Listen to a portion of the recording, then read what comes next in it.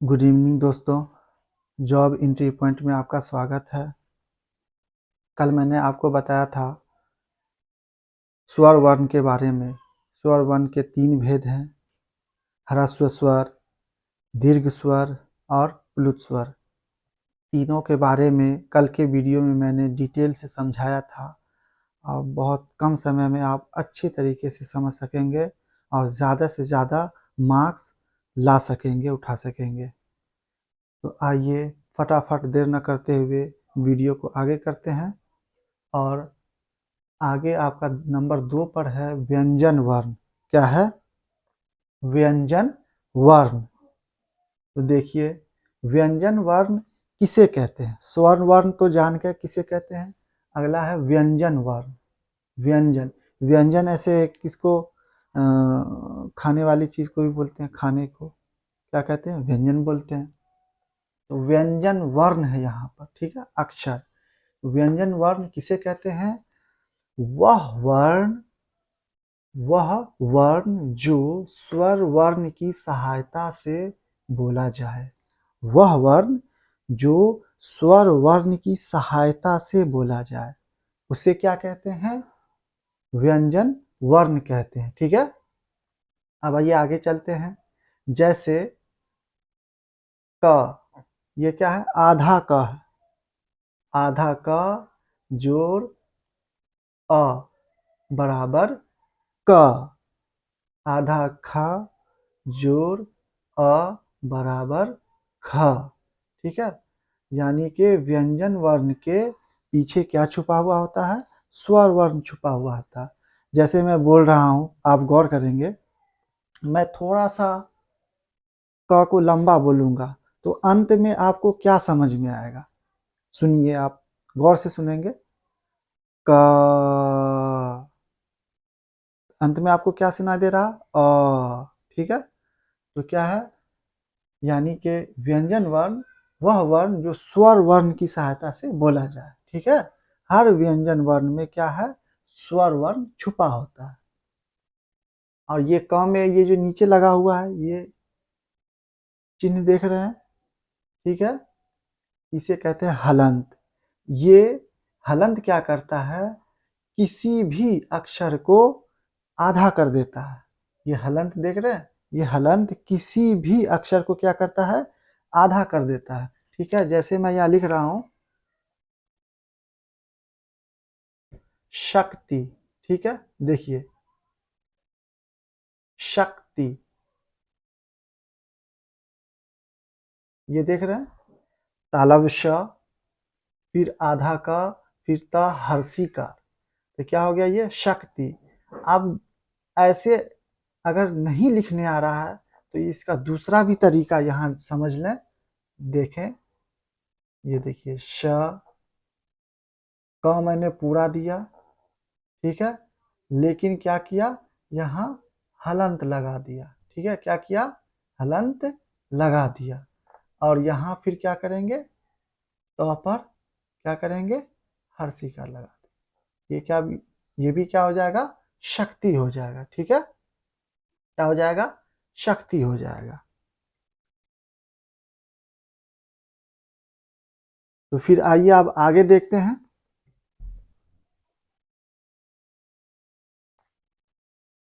तो यहां तक आप समझ गए।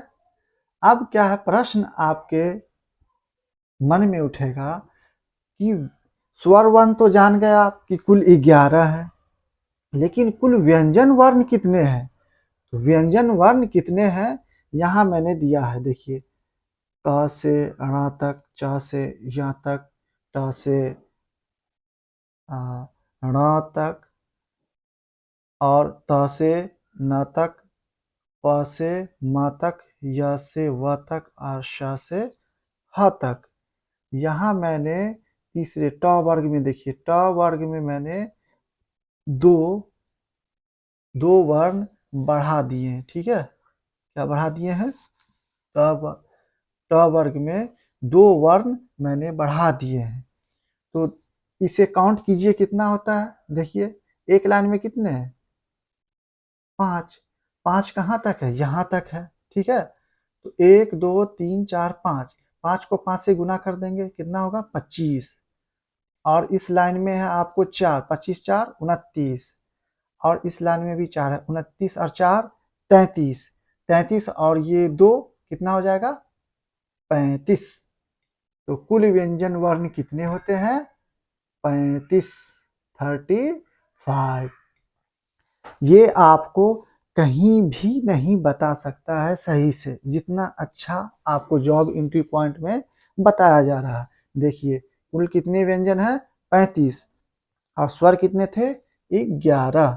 ठीक है, अब आइए आगे चलते हैं। इसे इसे स्क्रीनशॉट ले लेंगे फटाफट।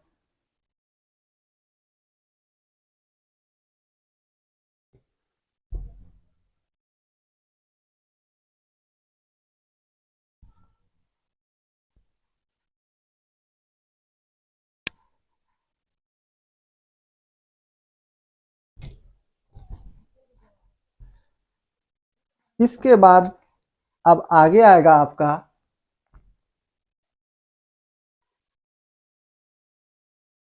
व्यंजन वर्ण के भेद। क्या है व्यंजन वर्ण के भेद। तो कुल कितने भेद हैं व्यंजन वर्ण के, कुल कितने भेद हैं यहाँ ग्राफ से समझ लीजिए फटाफट, फिर नीचे आपको बताते हैं।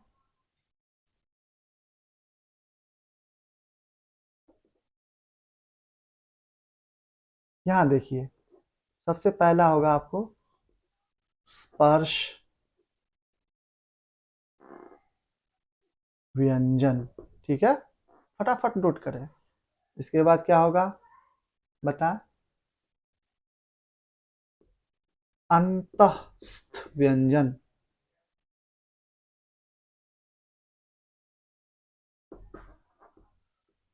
नंबर 3 पर क्या होगा ऊष्म व्यंजन। और नंबर 4 पर क्या होगा संयुक्त व्यंजन।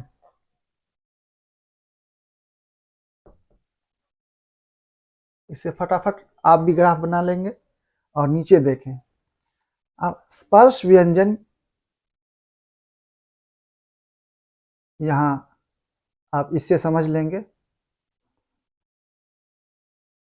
क ख ग घ र च छ ज झ य ट ठ ड ढ न त थ द ध न प फ ब भ और म। ये देख रहे हैं क से लेके प। ठीक है, क वर्ग से लेके प वर्ग तक इसे क्या कहते हैं, इसे स्पर्श व्यंजन कहते हैं। क्या कहते हैं स्पर्श व्यंजन। ठीक है, स्पर्श व्यंजन कहते हैं। ये कहीं ना कहीं हमारे जिभ, दांत, ओठ है ना और कंठ, तालु या मूर्धा से हो करके टच करके यानी छू करके ये साउंड निकलता है, ध्वनि निकलता है इसका। ठीक है, इसीलिए इसको क्या कहते हैं स्पर्श व्यंजन। स्पर्श मतलब छूना, कहीं ना कहीं ये छुएगा। ठीक है, आपका जबान क्या है कहीं ना कहीं टच करेगा, या तो मूर्धा या तालु या कंठ या दांत या ओष्ठ, कहीं पर भी क्या करेगा ये जो साउंड निकलेगा ध्वनि, तो आपका ये जो ध्वनि निकल रहा है कहीं ना कहीं स्पर्श करके ही निकल रहा है। ठीक है, अब आगे देखते हैं। य र ल व, य र ल व, इसे क्या कहते हैं, इसे क्या कहते हैं अंतःस्थ, अंतःस्थ स्थ व्यंजन, अंतस्थ व्यंजन। ठीक है, ये य, र, ल, व क्या है, अंदर के भाग से क्या है, होते हुए ये निकलता है। ठीक है, अब अगला है तालब श, मूर्धन स, दंत स और ह। इसे क्या कहते हैं, ऊष्म, क्या कहते हैं, ऊष्म व्यंजन। क्या कहते हैं, ऊष्म व्यंजन। ऊष्म व्यंजन यानी कि ये जो ध्वनि निकलेगी, ये जो ध्वनि निकलेगी कहीं ना कहीं गर्माहट से निकलेगी। जब आप निकालेंगे, जब इसे बोलेंगे तो कहीं ना कहीं उष्मा उत्पन्न होगा, हीट, गर्माहट। ठीक है, इसीलिए इसे क्या कहते हैं, उष्म व्यंजन कहते हैं। क्या कहते हैं, उष्म व्यंजन कहते हैं। जैसे आप बोलिए श, गर्माहट आ रहा, श, स, ह।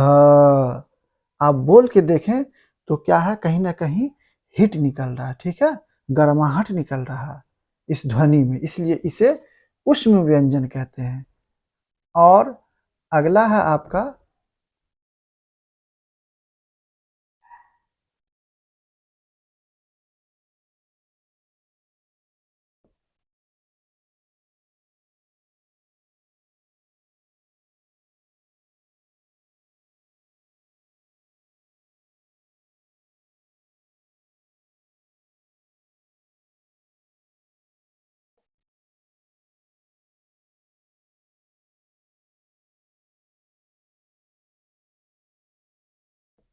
इसे क्या कहते हैं, इस पांचों को क्या कहते हैं, संयुक्त व्यंजन। क्या कहते हैं, संयुक्त व्यंजन, संयुक्त व्यंजन। संयुक्त, संयुक्त का मतलब क्या होता है, जुड़ा हुआ। जब जब कोई दो चीज आपस में क्या हो, जुड़ा हुआ हो, उसे ही क्या कहते हैं, संयुक्त कहते हैं। तो यहाँ पर क्या है, व्यंजन हम लोग पढ़ रहे हैं, तो संयुक्त व्यंजन होगा। यहाँ क्या होगा, संयुक्त व्यंजन। दो दो वर्ण आपस में क्या होगा, जुड़ा हुआ होगा और वो तीसरा वर्ण बनाएगा।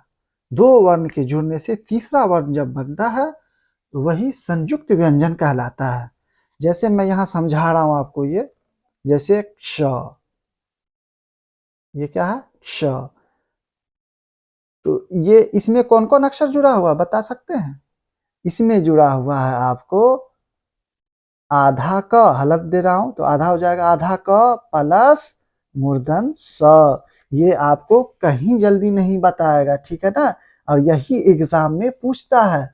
मैं इसका क्वेश्चन भी आपको दूंगा, स्वर वर्ण और व्यंजन वर्ण से मैं क्वेश्चन अगले दिन में दूंगा, तो उसे आप हल भी करेंगे, लेकिन अच्छे से इसे पढ़ेंगे तभी, क्योंकि इतना अच्छा आपको कहीं नहीं पढ़ा सकता। ठीक है, तो देखिए अक्षर बराबर क्या है, आधा क और प्लस मूर्धन स।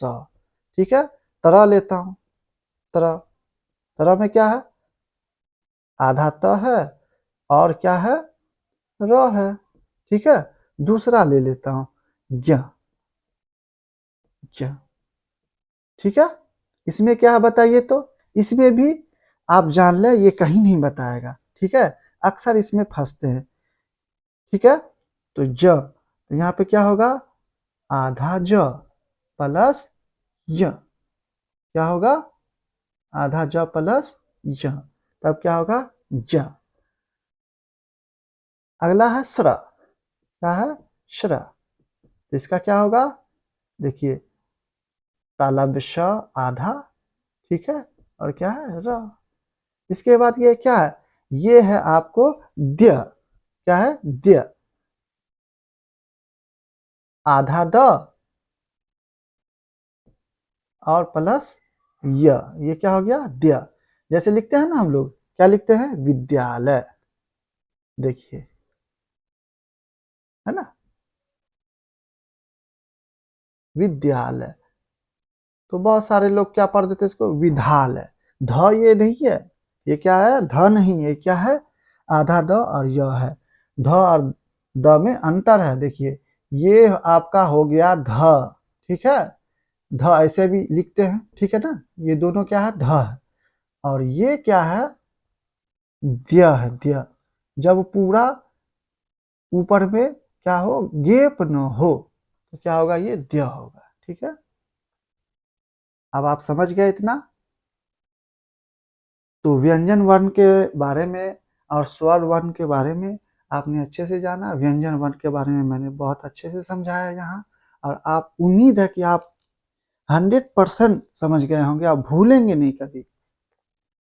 तो इसके लिए बस एक कोशिश करनी है आपको, जो भी देख रहे हैं, जो भी इससे फ़ायदा उठा रहे हैं, तो एक कोशिश करनी है बस। ये क्लास फ्री है, फ्री में आप लोग फ़ायदा उठाएं इसका, और ज़्यादा से ज़्यादा जुड़े। जॉब एंट्री पॉइंट को सिर्फ सब्सक्राइब कर लें, लाइक और शेयर करें, ठीक है।